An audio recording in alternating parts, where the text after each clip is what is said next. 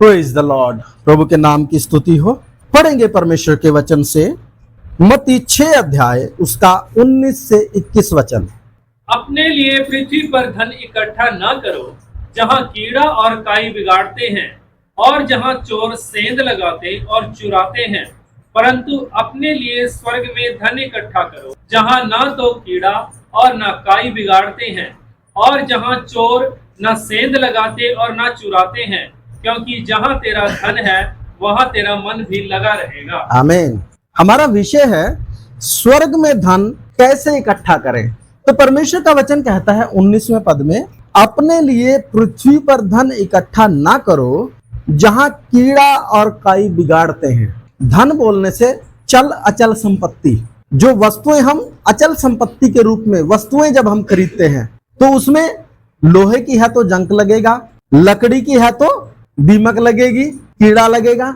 और पैसा भी अगर रखे रखे बहुत दिन, सोना चांदी, क्योंकि मेटल के होते थे उस समय सिक्के, आज तो ये स्टील और इस तरह के बन गए, लेकिन उस समय क्या होते थे, धातु होते थे, सोना चांदी इस तरह के धातु होते थे, उनके सिक्के बनते थे। तो आप देखो घरों में लोगों के सोना रखा रहता है, रखे रखे क्या होने लग जाता है, उसका कलर फेड होने लगता है। इसलिए लोग बार बार सुनियार से अपने आभूषणों को, अपने गहनों को धुलवाने के लिए जाते हैं, साफ कराने के लिए जाते हैं, क्योंकि वो यूज करते करते उनकी चमक क्या हो जाती है, कम हो जाती है। यहाँ प्रभु उस बारे में बात कर रहे हैं जहाँ कीड़ा और काई बिगाड़ते हैं। लोग पहले मिट्टी के बर्तनों में ट्रेजरी के तौर पर, बैंक नहीं थे, लोग मटकों में दबाकर या ऐसे कहीं जमीनों में, दीवारों में गाड़ते थे धनों को, और कई कई साल में निकालते थे, क्योंकि दीवार एकदम नहीं खुलती, एकदम हर रोज नहीं कि दीवार खोली और मिट्टी खोदी और बाहर निकाल लिया, नहीं, वो लंबे समय के लिए क्या हो जाता था, रखा जाता था। और जब वो रखा रखा रखा जमीन में नीचे क्या हो जाता था, उसको काई लग जाती थी, उसमें हरापन या फेड हो जाता था, उसके ऊपर फंगस या कुछ ऐसा लग जाता था, क्योंकि मिट्टी में नीचे नमी में पड़ा होता था। मेटल, सोना या चांदी। जब भारत और पाकिस्तान का बंटवारा हुआ तो जो मुस्लिम लोग कितने घर छोड़ के गए थे, तो कितने लोगों के यहाँ क्या निकले थे, सोने के मटके निकले थे, सोने चांदी मोहरों के, दीवारों में से, जमीन में से। जब वो उन मकानों में जब हिंदू बस गए थे और उन मकानों में दोबारा जब काम शुरू किया गया समय आने पर, तो ऐसे संपत्तियां निकलती थी, है ना। अभी भी कहीं कहीं ऐसा होता है कि संपत्ति जमीन में से क्या होती है, निकलती है। और जहां चोर सेंध लगाते और चुराते हैं, और जहां धन रखा होगा वहां क्या भी होगी, चोरी भी होगी। लोग बैंक उखाड़ लेते हैं, एटीएम उखाड़ लेते हैं, बैंकों में सेंध मारते हैं, एटीएम उखाड़ लेते हैं। तो प्रभु यीशु मसीह कह रहे हैं अपने लिए पृथ्वी पर धन इकट्ठा ना करो, परंतु स्वर्ग में इकट्ठा करो। तो सीधा कटाक्ष किसके ऊपर है? हाँ जी, धन के ऊपर ही है। क्या मत करो, इकट्ठा मत करो, परंतु कहां इकट्ठा करो? स्वर्ग में। अब जिस परिस्थिति में यीशु मसीह बोल रहे हैं, वो परिस्थिति क्या है? उस समय फरीसी और आम जनमानस की ये धारणा है कि जिस व्यक्ति से परमेश्वर प्रसन्न है उसको परमेश्वर धन के रूप में आशीष देता है। इस मान्यता के आधार पर लोग धन को प्राप्त करने के लिए तमाम तरह की युक्तियां भी लगाते हैं, और जब धन प्राप्त कर लेते हैं तो अपने जीवन को सुविधा पूर्वक भोग विलास में या अन्य अन्य प्रकार से अपनी इच्छा के अनुसार जीते हैं, और इस बात के गर्व में भी रहते हैं कि हम परमेश्वर की दृष्टि में बहुत क्या है, धर्मी है, इसलिए धनवान है, हम पर परमेश्वर की आशीष है। मतलब दोनों सुख ले रहे हैं, धनवान होने का भी सुख ले रहे हैं और आत्मिक होने का भी क्या ले रहे हैं, सुख ले रहे हैं। वो कंडीशन है लोगों की जब ये जिस कंडीशन में यीशु मसीह खड़े होकर क्या कर रहे हैं, बात कर रहे हैं। और सबसे बढ़कर ये फरीसियों या उस समय के जो भूस्वामी हैं, जो यहूदी हैं, जो अपने आप को धनवान होने के कारण धर्मी होने का ठप्पा लगाते हैं, उन लोगों से प्रभु यीशु मसीह बात कर रहे हैं। ये बात जो यीशु मसीह ने की, लोगों की अपेक्षाओं और मान्यताओं के विपरीत बात है कि पृथ्वी पर धन इकट्ठा ना करो, क्योंकि हर व्यक्ति की इच्छा क्या है, मैंने बताया, यहां भी अगर हम दिन रात भागते दौड़ते हैं, काम करते हैं, तो किस लिए? ताकि हम अपने जीवन को जीने के लिए धन को अर्जित कर सकें, और किसी की इच्छा धन कम मिले नहीं है। पौलुस भी कहता है हम उतारना नहीं, ओढ़ना चाहते हैं। मानवीय स्वभाव है, जो स्वभाव ही से हम सुखों को सेवन करना चाहते हैं, दुखों को तो हम बर्दाश्त करते हैं, लेकिन प्रभु हमारी इसी सोच पर कटाक्ष कर रहे हैं। ऐसा नहीं है कि परमेश्वर अपने लोगों को जीवन और भक्ति के लिए जो कुछ आवश्यक है नहीं देते हैं, लेकिन हमारी मेंटालिटी क्या होनी है। लूका रचित सुसमाचार 12 अध्याय 16 से 21 वचन तक। उसने उनसे एक दृष्टांत कहा, किसी धनवान की भूमि में बड़ी उपज हुई। तब वह अपने मन में विचार करने लगा, मैं क्या करूं, क्योंकि मेरे यहाँ जगह नहीं जहाँ अपनी उपज इत्यादि रखूं। और उसने कहा, मैं यह करूंगा, मैं अपनी बघारियां तोड़कर उनसे बड़ी बनाऊंगा और वहां अपना सब अन्न और संपत्ति रखूंगा और अपने प्राण से कहूंगा कि प्राण, तेरे पास बहुत वर्षों के लिए बहुत संपत्ति रखी है, चैन कर खा पी सुख से रह। परंतु परमेश्वर ने उससे कहा, हे मूर्ख, इसी रात तेरा प्राण तुझसे ले लिया जाएगा। तब जो कुछ तूने इकट्ठा किया है वह किसका होगा? ऐसा ही वह मनुष्य भी है जो अपने लिए धन बटोरता है, परंतु परमेश्वर की दृष्टि में धनी नहीं। हाँ, जो पृथ्वी पर धन इकट्ठा करके अपने मन में कहता है, हे मेरे प्राण, खा पी चैन कर सुख से रह, उस व्यक्ति को प्रभु क्या बोलता है? हे मूर्ख। तो ऐसा व्यक्ति जो पृथ्वी पर धन इकट्ठा करता है, परमेश्वर की दृष्टि में क्या है? मूर्ख है। 21 पढ़े। ऐसा ही वह मनुष्य भी है जो अपने लिए धन बटोरता है, परंतु परमेश्वर की दृष्टि में धनी नहीं। हाँ जी, अपने लिए धन तो बटोरता है, लेकिन परमेश्वर की दृष्टि में धनी नहीं है। सवाल वही है, स्वर्ग में धन इकट्ठा कैसे करें? एक और आयत हम पढ़ेंगे, एक और घटना पढ़ेंगे। मत्ती उसका 19 अध्याय, लास्ट में मैं सबको मिला के कंक्लूजन दूंगा आपको, अभी थोड़ा सा मैं पढ़ा देता हूं। मत्ती 19 अध्याय 16 से 21 वचन तक। एक मनुष्य यीशु के पास आया और उससे कहा, हे गुरु, मैं कौन सा भला काम करूं कि अनंत जीवन पाऊं? उसने उससे कहा, तू मुझसे भलाई के विषय में क्यों पूछता है? ये एक धनवान व्यापारी है जिसको रास्ते चलते यीशु मसीह मार्ग में मिला। यीशु मसीह पैदल जा रहा था और ये अपने घोड़ा गाड़ी जो भी इसका था उस पे जा रहा था। इसने यीशु मसीह को देखा और दौड़ कर आया और सड़क पर घुटने टेक कर यीशु मसीह के सामने पब्लिकली ये एक सवाल पूछता है, हे उत्तम गुरु, अनंत जीवन पाने के लिए मैं क्या करूं? हे गुरु, मैं कौन सा भला काम करूं कि अनंत जीवन पाऊं? जो मैं आपको बता रहा हूं ये दूसरे सुसमाचारों में लिखा है और समय बचाने के लिए मैं पढ़ाना नहीं चाह रहा। मैं इसके लिए आयतें बता देता हूं। लूका 18 अध्याय उसका 18 से 30, मरकुस 10 अध्याय 17 से 31 में ये घटना का वर्णन और भी अलग तरीके से मिलेगा। लेकिन अब हम इसको आगे पढ़ते हैं। उसने उससे कहा, तू मुझसे भलाई के विषय में क्यों पूछता है? भला तो एक ही है, पर यदि तू जीवन में प्रवेश करना चाहता है तो आज्ञाओं को माना कर। उसने उससे कहा, कौन सी आज्ञाएं? यीशु ने कहा, यह कि हत्या न करना, व्यभिचार न करना, चोरी न करना, झूठी गवाही न देना, अपने पिता और अपनी माता का आदर करना और अपने पड़ोसी से अपने समान प्रेम रखना। उस जवान ने उससे कहा, इन सब को तो मैंने माना है, अब मुझ में किस बात की घटी है? यीशु ने उससे कहा, यदि तू सिद्ध होना चाहता है तो जा, अपना माल बेचकर कंगालों को दे और तुझे स्वर्ग में धन मिलेगा। एक सवाल, अपना माल बेचकर पास्टर को नहीं देना, अपना माल धन बेचकर किसको देना है? उनको देना जहां से कुछ मिलना नहीं है। रिश्तेदारों को भी दे दो, बांट दो, भाई मैं बाद में ले लूंगा। कोई विचार ऐसा नहीं है भी चलो जानकारों को क्या कर दो या बैंक में जमा करा दो, मैं बाद में ब्याज पे क्या कर लूंगा, ब्याज भी खाता रहूंगा ना। बिजनेस बेच के कई लोग ऐसा भी करते हैं, है ना, ब्याज खाते रहते हैं। बहुत लोग ब्याज पे जिनका गुजारा चलता है और जो उनका मूल रखा रहता है बैंक में, ऐसे बहुत लोग होते हैं। बुजुर्ग लोग होते हैं या जो अब असक्षम होते हैं जीवन में और कमाई करने के लिए, तो उनकी जीवन भर की जमा पूंजी बैंकों में होती है और वो उस पे ब्याज के माध्यम से अपने जीवन को यापन करते हैं। ऐसे भी बहुत लोग हैं। तो इसको नहीं बोला कि तू जाकर पास्टर को दे दे, तू जाकर रिश्तेदारों को दे दे या तू जाकर किसी बिजनेसमैन को दे दे और सूद ले ले, ब्याज ले ले। नहीं बोला, किसको दे दे? कंगालों को दे दे और तुझे स्वर्ग में क्या मिलेगा? अभी दिया उसको, उधर कहां मिलेगा? अच्छा, ये करेंसी उधर चलती है, मनी ट्रांसफर हो जाए, कौन कौन से ऐप हैं, ये करेंसी उधर चली जाएगी। आगे चलें जरा 21। यीशु ने उससे कहा, यदि तू सिद्ध होना चाहता है तो जा, अपना माल बेचकर कंगालों को दे और तुझे स्वर्ग में धन मिलेगा, और आकर मेरे पीछे हो ले। परंतु वह जवान यह बात सुनकर उदास होकर चला गया, क्योंकि वह बहुत धनी था। वो बहुत धनी था।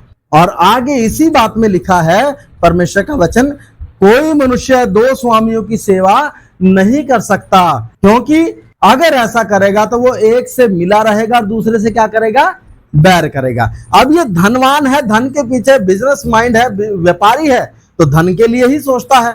और उस समय की ये भी सोच है कि जो ज्यादा धनवान है वो ज्यादा आशीषित माना जाता है। अब इसको अंदर जो कमी खल रही है, वो कमी क्या है? अब इसको उद्धार का अनुभव मिला नहीं है, अनंत जीवन के विषय में चिंतित है। आज्ञाओं का कहो तो ये मानता है, लेकिन पहले ही आज्ञा ये माना नहीं है। क्यों? जब इसको बोला अपना सब माल धन बेचकर कंगालों को दे और मेरे पीछे हो ले, तो स्वर्ग में तुझे क्या मिलेगा? धन मिलेगा। उदास होकर चला गया, क्योंकि पहली आज्ञा में लिखा है, तू अपने प्रभु अपने परमेश्वर को छोड़ और किसी की उपासना ना करना। तो इसका स्वामी कौन ठहरा? धन ठहरा। ये एक से बैर करके, अर्थात परमेश्वर से बैर करके, उसके विमुख होकर किसके अनुसार चलना शुरू कर दिया? उस धन के पीछे। क्यों? उस धन में वर्तमान जीवन के सारी सुख सुविधाएं पर्याप्त रूप से मिल सकती हैं, और अनंत जीवन या स्वर्ग के विषय में कोई क्लियरेंस नहीं है। इसलिए किधर चले गए बाबूजी? किधर चले गए? धनवान होने के कारण उदास होकर, के चाहता तो था मिल जाए, नहीं मिला तो उदास होकर गया किधर ही? अपने व्यापार, अपने कारोबार में। ऑप्शन क्या था? माल धन बेचकर प्रभु की क्या किसमें लग जा? सेवकाई में लग जा। अगर ये सेवकाई में आता तो लोग इसके पांव में रखते धन। पतरस पौलुस सबके क्या रखा गया है? फिर धन बड़ी बात थी, लेकिन नहीं, इतना कहां सोचे कोई। पता नहीं कल को कोई रखे ना रखे, जो मेरे पास है वो भी दे दूं। इसलिए मुश्किल है। विमुख होकर एक से मिला रहेगा और दूसरे से क्या करेगा? बैर करेगा। परमेश्वर से विमुख होकर ये अपने व्यापार और अपने काम धंधे में चला गया। तो यहां भी प्रभु क्या बोल रहे हैं कि धन को बेचकर किसको दे दे? कंगालों को दे दे। ये सारी शिक्षा जो मैं आपको बता रहा हूं, यीशु मसीह की खुद की मुंह से निकले हुए वचन हैं। एक और आगे है, थोड़ा सा क्लियरेंस के लिए बता दूं, 23 से पढ़ दें जरा। तब यीशु ने अपने चेलों से कहा, मैं तुमसे सच कहता हूँ कि धनवान का स्वर्ग के राज्य में प्रवेश करना कठिन है। तुमसे फिर कहता हूँ कि परमेश्वर के राज्य में धनवान के प्रवेश करने से ऊंट का सुई के नाके में से निकल जाना सहज है। यह सुनकर चेलों ने बहुत चकित होकर कहा, फिर किसका उद्धार हो सकता है? यीशु ने उनकी ओर देखकर कहा, मनुष्यों से तो यह नहीं हो सकता, परंतु परमेश्वर से सब कुछ हो सकता है। अब यहाँ जब ये व्यक्ति वापस लौट गया, तब परमेश्वर प्रभु यीशु मसीह ने अपने चेलों से कहा, मैं तुमसे सच सच कहता हूं, ऊंट का सुई के नाके से निकल जाना सहज है, लेकिन धनवान का स्वर्ग के राज्य में प्रवेश करना कठिन है। अब चेलों का जो दिमाग ठनका, उन्होंने बोला, प्रभु फिर किसका उद्धार होगा? यहाँ क्या शब्द है? फिर किसका उद्धार हो सकता है?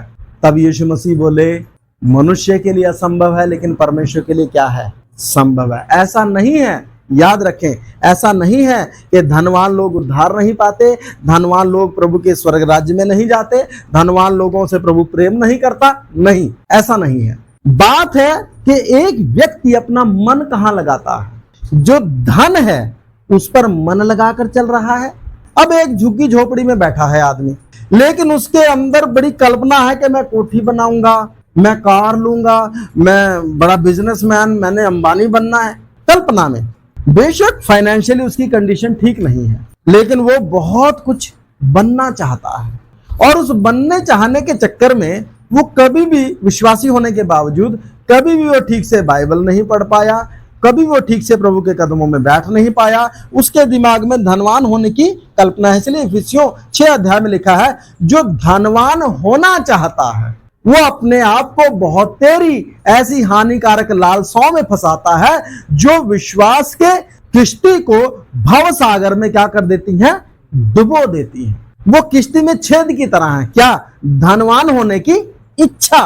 अब एक धनवान अगर अपने धन पर मन न लगाकर परमेश्वर के लिए अपने आप को खर्च करता है, धन पर मन नहीं लगाया और परमेश्वर के लिए अपने आप को सौंप देता है, तो मेरा धन पर मन नहीं है, कहने से क्या है, गप मारने से क्या जाता है, सारा धन मेरे पास है, ना ना क्या करना है, कूड़ा है, रखा हुआ संभाल के, लेकिन ये क्या है, बिल्कुल इधर उधर नहीं होने देते, लेकिन क्या है ये, तो ये सारी गप है, इसको कूड़ा बोलने से नहीं।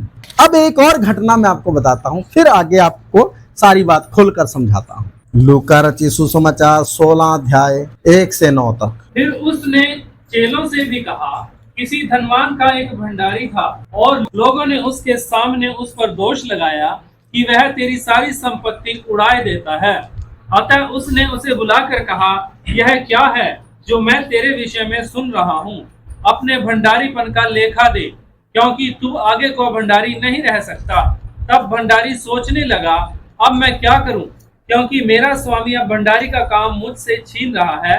मिट्टी तो मुझसे खोदी नहीं जाती और भीख मांगने में मुझे लज्जा आती है। मैं समझ गया कि क्या करूंगा, ताकि जब मैं भंडारी के काम से छुड़ाया जाऊं तो लोग मुझे अपने घरों में ले लें। तब उसने अपने स्वामी के देनदारों को एक एक करके बुलाया और पहले से पूछा, तुझ पर मेरे स्वामी का कितना कर्ज है?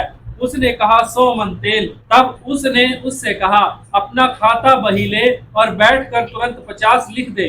फिर उसने दूसरे से पूछा, तुझ पर कितना कर्ज है? उसने कहा, 100 मन गेहूं। तब उसने उससे कहा, अपना खाता बही ले, लेकर 80 लिख दे। स्वामी ने उस अधर्मी भंडारी को सराहा कि उसने चतुराई से काम किया है, क्योंकि इस संसार के लोग अपने समय के लोगों के साथ रीति व्यवहारों में ज्योति के लोगों से अधिक चतुर हैं। और मैं तुमसे कहता हूँ कि अधर्म के धन से अपने लिए मित्र बना लो, ताकि जब वह जाता रहे तो वे तुम्हें अनंत निवासों में ले लें। अधर्म के धन से अपने लिए क्या बना लो, मित्र बना लो। स्वामी को पता चला कि उसके कर्मचारी ने लेन देन में कुछ गड़बड़ की है। तब स्वामी ने उसको आज्ञा दी, क्योंकि वो ट्रेजरार था, खजांची था। तब स्वामी ने उसको आज्ञा दी, अपने सारे बही खाते लेके इधर आ जा, मैं तेरे से हिसाब किताब लेता हूं और तेरी क्या करूंगा, छुट्टी करता हूं, क्योंकि तेरे ऊपर मुझे जो रिपोर्ट तेरे विषय में मिली है वो सही नहीं है। अब ये आदमी चालाक था। अब इसने क्या किया कि मिट्टी मेरे से खोदी नहीं जाती, मतलब मजदूरी मेरे से हो नहीं सकती। मजदूरी करने के लिए भी तो एक योग्य शरीर चाहिए ना। अब सारी उम्र तो कभी मजदूरी की नहीं, अब कैसे कर लेगा, नहीं हो सकती। भीख मेरे से मांगी नहीं जाती, सम्मान का जीवन जिया है, तो क्या करे। इसने दिमाग लड़ाया और जिसका जो बनता था खाते में पहले ही उसका क्या कर दिया, कम करके जिसका 100 मन तेल था उसका 50 मन कर दिया, जिसका 100 मन गेहूं था उसका 80 लिख दिया। मतलब क्या किया, लोगों के साथ अपने व्यवहार को बना लिया, ताकि बाद में कोई बिजनेस वगैरह शुरू करेगा, कुछ काम करेगा, तो इन लोगों के साथ इसका क्या बना रहेगा, एक कॉम्बिनेशन बना रहेगा और उस धन को क्या करेगा, ये इस्तेमाल कर पाएगा। अब यहां प्रभु यीशु मसीह क्या कहता है, अधर्म के धन से अपने लिए मित्र बना लो, ताकि जब वह जाता रहे, क्या जाता रहे, वो धन जाता रहे, वो परिस्थितियां जाती रहें, तब वे तुम्हें अनंत निवासों में क्या करने। पृथ्वी पर कौन सा अनंत निवास है, बताइए, पृथ्वी पर कोई अनंत निवास है? यहां लिखा आगे के जीवन में, सीधा मतलब उसका क्या है, आगे का जो जीवन बचता है उस जीवन में तुम समस्याओं से क्या हो जाओगे, बच जाओगे। अब एक छोटी सी चीज, एक और सवाल मैं करता हूं, इधर कंगालों को दे दो, उधर धन मिलेगा, पृथ्वी पर इकट्ठा मत करो, स्वर्ग में इकट्ठा करो, तो ये है क्या भाई, ये धन, ये करेंसी वहां नहीं चलेगी, क्योंकि वहां तो सड़कें सोने की, हम ये कागज के नोट ले जाके करेंगे क्या, वहां सड़कें कैसी हैं, लालची विश्वासी तो वहां पहुंचेंगे नहीं, वहां मिट्टी खोद देंगे, सारी सड़कें उखाड़ देंगे, अब लेके कहां जाएंगे, इसलिए लालची वहां जाएंगे नहीं, ये सारी सड़कें क्या कर देंगे, फाड़ देंगे। ये तो इतना यहाँ टांग के चलते हैं लोग, है ना, ये दुर्लभ है। अच्छा ये बहुत ज्यादा हो जाए तो इसकी कोई कीमत रहेगी, कोई कीमत नहीं रहेगी इसकी, तो ये करेंसी वहां नहीं चलती है। तो वहां क्या चलता है, पहला कुरिन्थियों 2:9, परंतु जैसा लिखा है, जो बातें आंख ने नहीं देखी और कान ने नहीं सुनी और जो बातें मनुष्य के चित्त में नहीं चढ़ी, वे ही हैं जो परमेश्वर ने अपने प्रेम रखने वालों के लिए तैयार की हैं। कोई वर्णन नहीं है, हमारे चित्त में भी अभी तक चढ़ा, कितना सोच लो विचार नहीं कर पाओगे। जो आंख ने नहीं देखी, कान ने नहीं सुनी, जो बातें मनुष्य के चित्त में नहीं चढ़ी, वे ही हैं जो परमेश्वर ने अपने प्रेम रखने वालों के लिए तैयार की हैं। किन के लिए तैयार की हैं? एक शब्द मैं यहां जोर दूंगा, प्रेम रखने वालों के लिए। किसके लिए तैयार की हैं? प्रेम रखने वालों के लिए। अब ये करेंसी वहां नहीं जाएगी, तो वहां क्या है भाई? अगर हम पहला पत्रस में पढ़ेंगे, अजर, अविनाशी और निर्मल मिरास। हमारे लिए कौन सा मिरास रखी है? कौन सी वसीयत रखी है? ऐसा करो, बस तहसील में चलो और जो भी कुछ है बस क्या करो, लिखवाओ, के बाद में क्या ना होना पड़े, परेशान ना होना पड़े। पृथ्वी पर के पिता के पास जो कुछ है वो क्या करता है? देता है। कई बार उसके पीछे भी झगड़े हो जाते हैं, लेकिन जब सब बातें ठीक होती हैं, आपसी प्रेम रहता है, तो स्वतः सब बातें अपने आप ही क्या हो जाती हैं। जब स्वार्थ टकराते हैं तभी झगड़े खड़े होते हैं, सामान्य रूप से कभी झगड़े नहीं होते हैं। स्वर्गीय पिता ने जो रखा है अभी तक हमने क्या नहीं किया, सोचो भी तो सोच नहीं पाओगे। ये करेंसी वहां चलेगी नहीं, सड़कें सोने की हैं, भूख वहां होगी नहीं, सूरज की वहां जरूरत नहीं, कपड़े की जरूरत नहीं है क्योंकि महिमा में देह होगी, घर की जरूरत नहीं है क्योंकि बारिश का कोई चक्कर नहीं है। तो धन का करोगे क्या जब कपड़ा नहीं चाहिए, रोटी नहीं चाहिए, सर्दी नहीं लगती, गर्मी नहीं लगती, वहां भूख नहीं है, प्यास नहीं है, तो फिर वहां धन जमा क्यों करे? जो कुछ है खाओ पियो, या तो हमें बता दो, क्योंकि इंसान की फितरत है रुपए के लालच में ठन्नी फेंक देगा। हम बड़े सियाणे हैं, हमने पाप को लात क्यों मारी? क्योंकि स्वर्ग में जाना है। डर क्या है? नरक का। हिसाब किताब लगाया और हम आज प्रभु के कदमों में है। फिर चलते चलते में थोड़ा प्रभु का प्रेम भी समझ आ गया। शुरू में क्या समझ आ रहा था? ये रास्ता गलत है, ऐसे चलेंगे नरक में जाएंगे, और परमेश्वर हमसे प्रेम करता है, हम किधर जाएंगे? स्वर्ग में जाएंगे। लेकिन धीरे धीरे उस प्रेम की गहराई प्रभु ने हमें खोल के दी कि जब हम पापी ही थे तभी मसीह हमारे लिए क्या हुआ? मरा। लेकिन वो तो हमारे लिए मरा, उसने हमारे लिए सब कुछ छोड़ा। हम प्रभु के लिए जीने का दावा करते हैं, छोड़ते कुछ नहीं। मेरा अपना मानना है, अनंत जीवन के लिए राज्य करने का अधिकार प्रभु हमें क्या करेगा? देगा। दूत हमसे नीचे लेवल के हैं या ऊपर के लेवल के हैं? स्वर्ग दूतों का न्याय करने का अधिकार हमें, उससे बड़ा कौन सा धन है? अनंत जीवन में कैसे, कहां, क्या करना है हमें नहीं मालूम, लेकिन हम ये कल्पना कर सकते हैं, जो कल्पना से बाहर है, थोड़ा सा अनुमान लगा सकते हैं कि अनंत काल में राज्य करने का क्या मिलेगा? अधिकार मिलेगा। स्वर्ग दूतों पर कमांड करने का क्या मिलेगा? अधिकार। लेकिन कब? जब इस दुनिया में पूरी रीति से परमेश्वर के कमांड में हम रहते हो। एक आज्ञा परमेश्वर के वचन में जो लिखी है, लूका 12 अध्याय उसका 33 वचन, अपनी संपत्ति बेचकर दान कर दो और अपने लिए ऐसे बटवे बनाओ जो पुराने नहीं होते, अर्थात स्वर्ग पर ऐसा धन इकट्ठा करो जो घटता नहीं और जिसके निकट चोर नहीं जाता और कीड़ा नहीं बिगाड़ता, क्योंकि जहां तुम्हारा धन है वहां तुम्हारा मन भी लगा रहेगा। अपनी संपत्ति बेचकर क्या कर दो? हाँ जी, कौन कौन बेचने को तैयार है? परमेश्वर भावनाओं पर नहीं चलता, स्वर्ग भावनाओं से चलता नहीं है। अब उस धनवान को अगर यही बोल देता तू आधा दान कर दे, शायद वो बेचारा कुछ विचार, उसको तो खड़े खड़े जमीन में गाड़ दिया। सब बेचकर किसको? कंगालों को दान कर, ना तू रिश्तेदारों को दे दे, तू कहीं गाड़ दे, बाद में निकाल लिए ना, या तू जमीन खरीद ले, ठेके पे दे दिए ना। कोई ऐसा कोई प्लान नहीं था। हम ऐसे ही प्लान करते हैं ना, समर्पण पूरा और रत्ती भर भी हिलना नहीं है। अपनी संपत्ति बेचकर कंगालों को क्या कर दे? लूका 12 अध्याय उसका 33 वचन, अपनी संपत्ति बेचकर दान कर दो और अपने लिए ऐसे बटवे बनाओ, अपने लिए ऐसे बटवे बनाओ जो पुराने नहीं होते, अर्थात स्वर्ग पर ऐसा धन इकट्ठा करो जो घटता नहीं और जिसके निकट चोर नहीं जाता और कीड़ा नहीं बिगाड़ता, क्योंकि जहां तुम्हारा धन है वहां तुम्हारा मन भी लगा रहेगा। यहां शुरू से अंत तक मैंने खोलकर नहीं बताया, अभी मैं इसको थोड़ा सा खोलने जा रहा हूं। हमारा धन, ये उपदेश सुनकर, यीशु मसीह का उपदेश, प्रथम शताब्दी की कलीसिया अपनी जमीनें बेच बेच कर अपना धन लाकर प्रेरितों के कहां रखती थी? कदमों में रखती थी। और आज की कलीसिया कौन सी है? लौदीकिया की कलीसिया। थोड़ा सा उसको भी पढ़ देते हैं।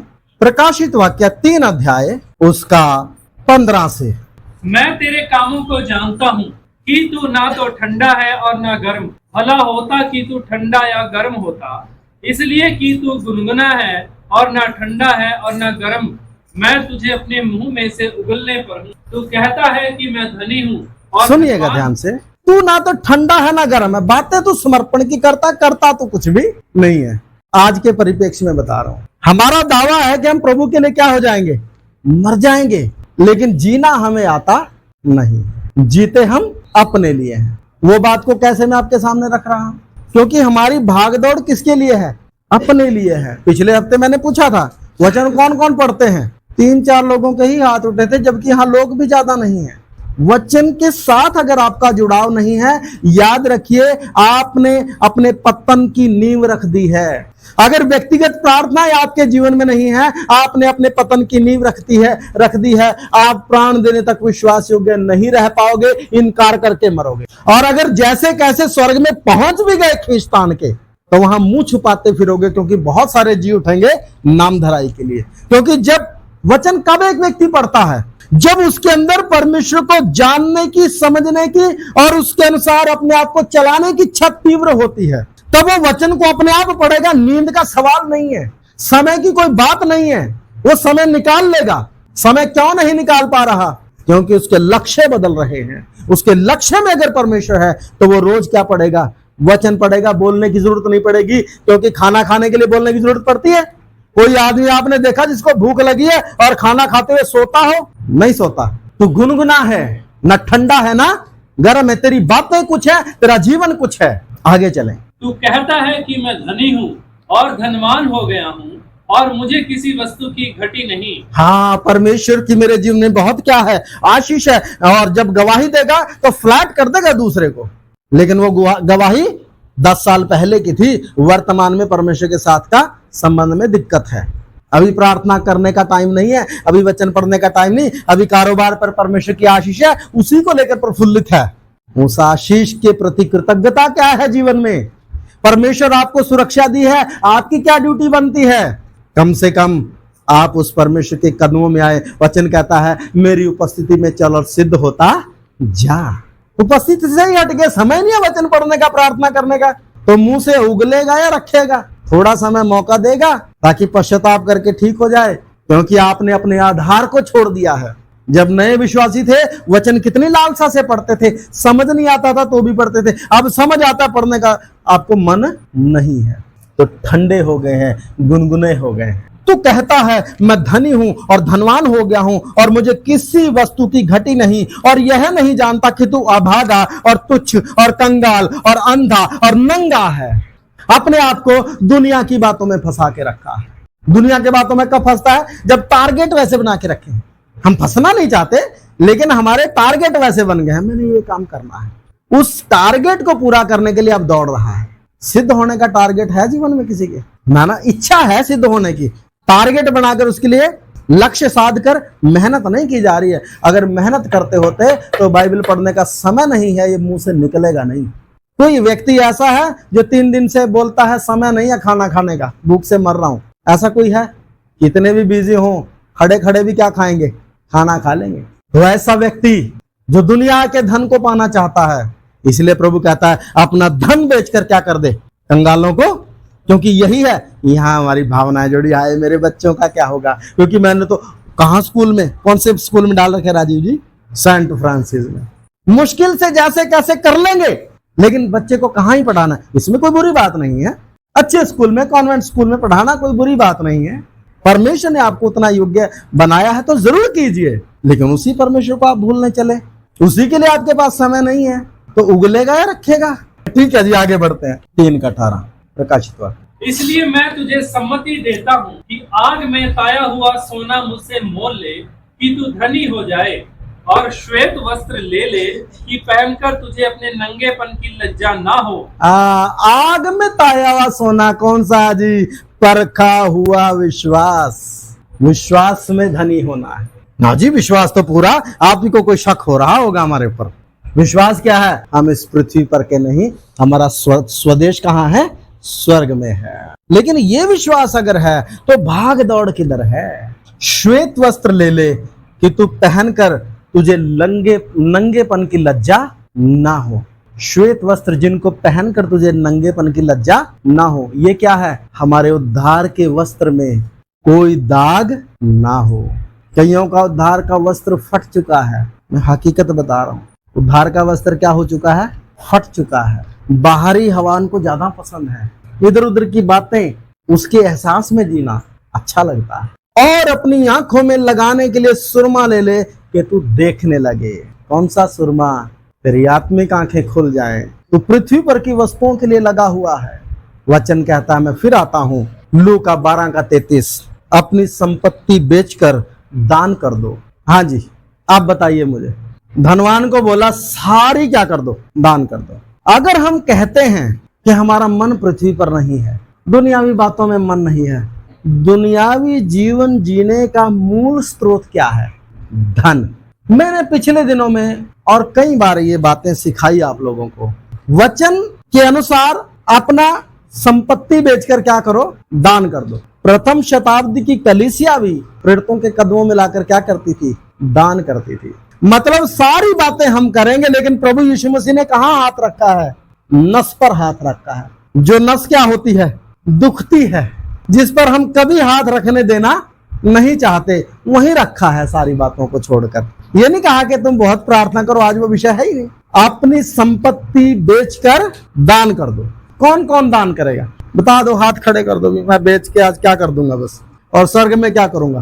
अरे आप तो प्रभु के लिए जीते हो। बताओ जी। पास्टर जी, हमारा प्लान है कि हम और खरीदने के किस्में हैं। और प्रभु कहता, ये वचन जीवित है या पुराने टाइम के लिए था? बोलो, या तो इस वचन को बोल दो, ये तो हमारे लिए है ही नहीं, या आप गलत प्रचार करो, ये भी साबित कर देना, कोई दिक्कत नहीं है, मुझे कर दो साबित। और परमेश्वर भावनाओं पर नहीं जीता। अगर भावनाओं के आधार पर स्वर्ग काम करता तो उस धनवान को बोलता, हे तू अपनी संपत्ति को क्या कर, किसी औरों को जिम्मेदार ठहरा दे और मेरे पीछे आ जा।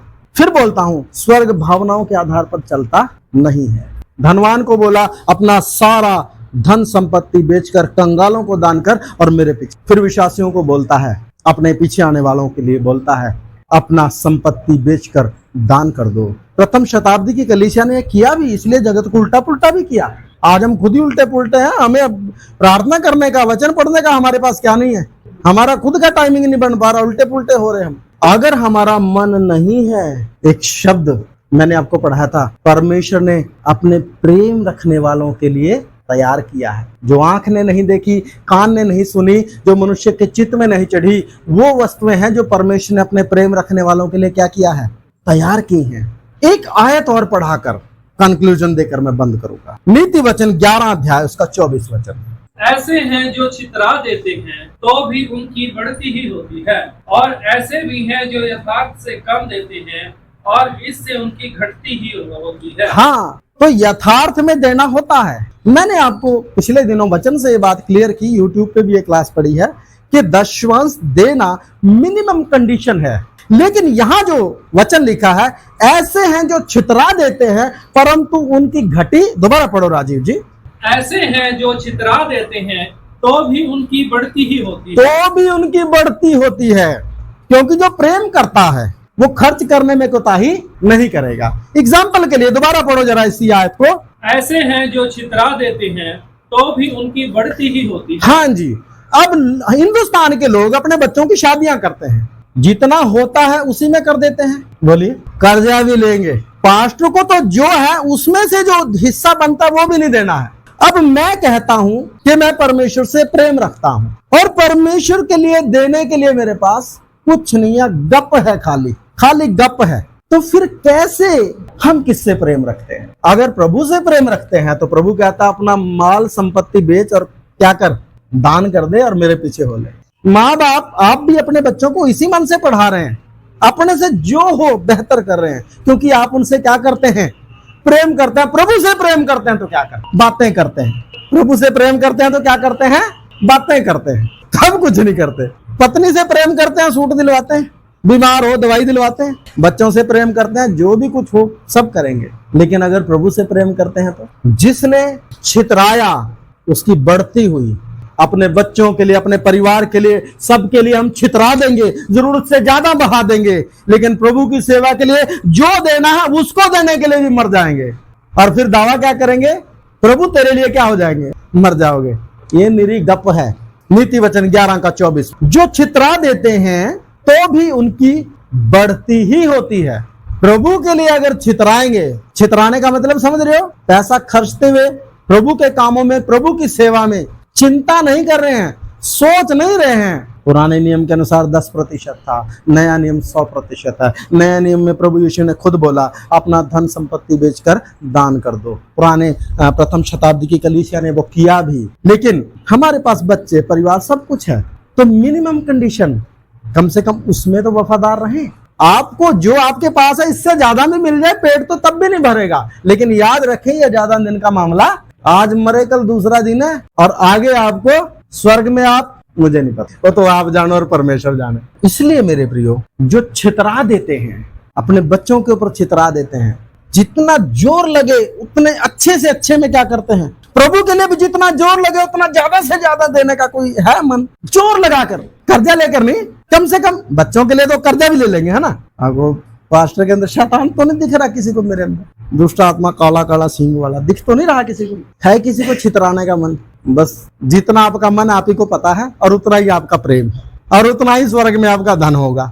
और ये कोर पर है, अंगूठा कहाँ रखा है, नस पर रखा है प्रभु ने। हम क्या बोल रहे थे, अच्छा जीवन, आज्ञाकारिता, ये आज्ञाकारिता में ही आता है, ठीक है ना। तो कोर पर अगर हाथ रखोगे, है ना, दर्द वाली जगह पर हाथ रखोगे, दर्द होगा। तो इसलिए मेरे प्रियो वापिस आएंगे मत्ती 6:19-20, अपने लिए पृथ्वी पर धन इकट्ठा न करो जहाँ कीड़ा और काई बिगाड़ते हैं। अपने लिए पृथ्वी पर धन इकट्ठा ना करो जहां कीड़ा और काई क्या करते हैं, बिगाड़ते हैं, और जहाँ चोर सेंध लगाते और चुराते हैं। हाँ जी, परंतु अपने लिए स्वर्ग में धन इकट्ठा करो जहाँ ना तो कीड़ा और ना काई बिगाड़ते हैं, और जहाँ चोर न सेंध लगाते न चुराते हैं, क्योंकि जहाँ तेरा धन है वहाँ तेरा मन भी लगा रहता है। हाँ, सेवकाई के लिए धन खर्च करो, प्रभु की महिमा के लिए धन खर्च करो, तब प्रभु अपनी महिमा से तुम्हें क्या करेगा, भरेगा। प्रभु की महिमा ही प्रभु का सबसे बड़ा क्या है,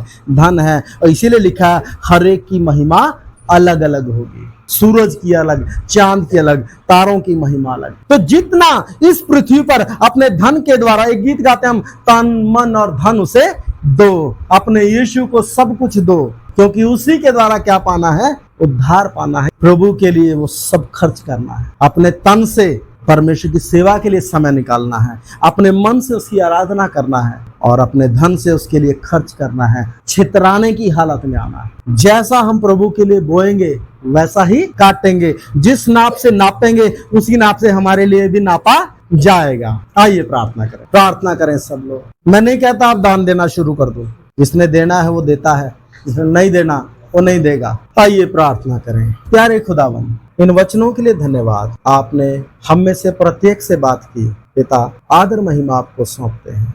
इन वचनों के अनुसार हमें जीवन जीने के लिए सहायता, ताकि इस पृथ्वी की बातों में उलझ कर ना रह जाएं, परंतु अपने तन मन धन से परमेश्वर की सेवा करें, परमेश्वर की महिमा करें, और अनंत जीवन में परमेश्वर की दृष्टि में धनवान ठहरें, और उन अनंत आशीषों को अपने जीवन में अनुभव कर सकें जो आपने हमारे लिए रखी है। हम एक सफल मसीह जीवन को जी सकें। प्रभु सहायता करें, यीशु मसीह के नाम में, आमीन।